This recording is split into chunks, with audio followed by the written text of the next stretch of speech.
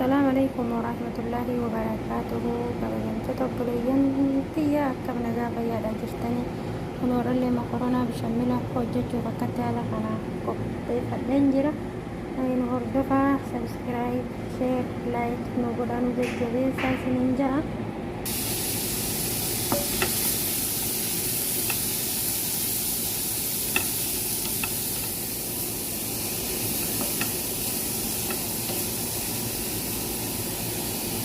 Kan akka kanatti akkatti reetiitti godhadheen jira.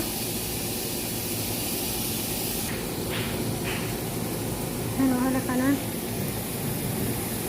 hojjechuutiin jira.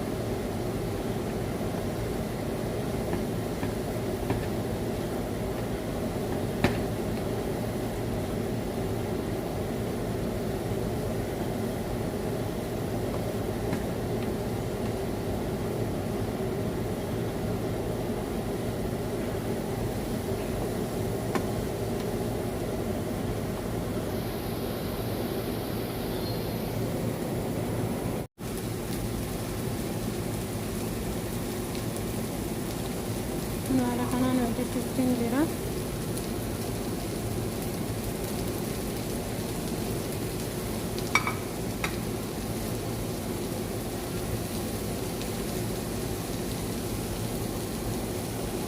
Maashaallah tabaarakallah baqattoonni isaatii kuskuraa itti godheen jira.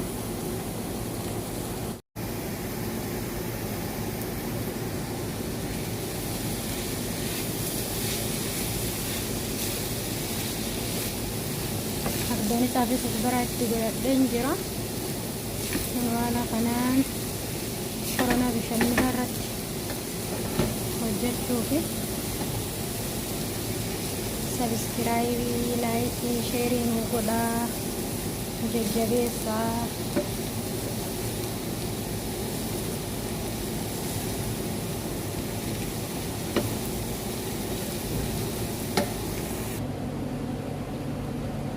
Kana xumureen jira inshaallah kireema hojjedha amma. Yoo kana xumureen jira haala kanaan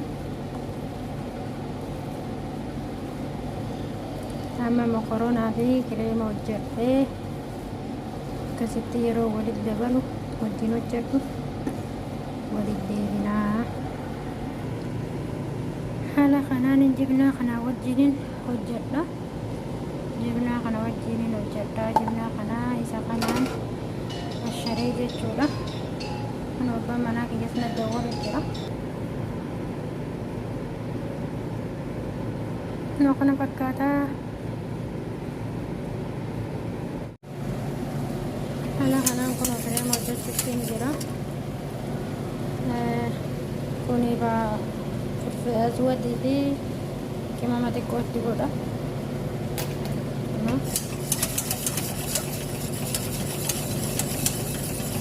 Haala kanaan jechuudha.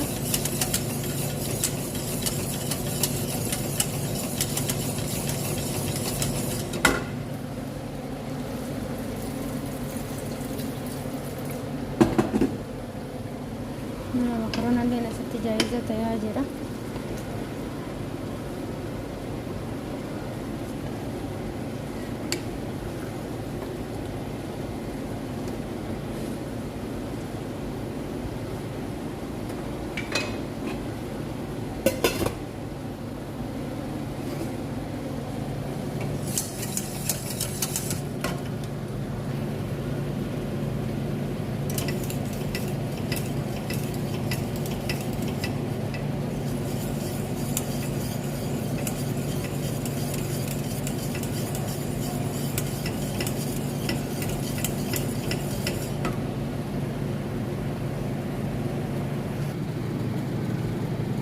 kanallee ittiin ta'a. Kana midhaagaa sadii kana guutuutti godha.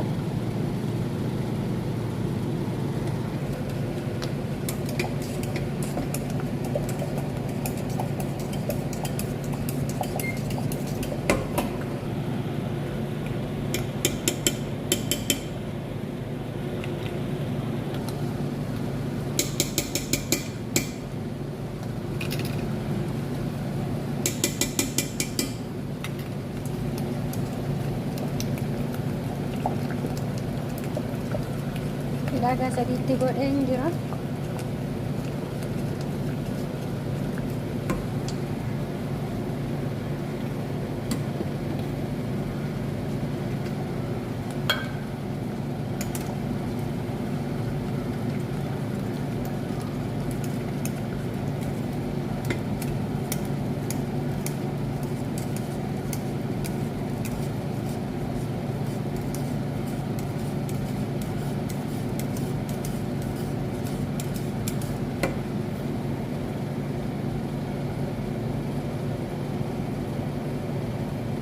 Kana abbaa tokkotti godhee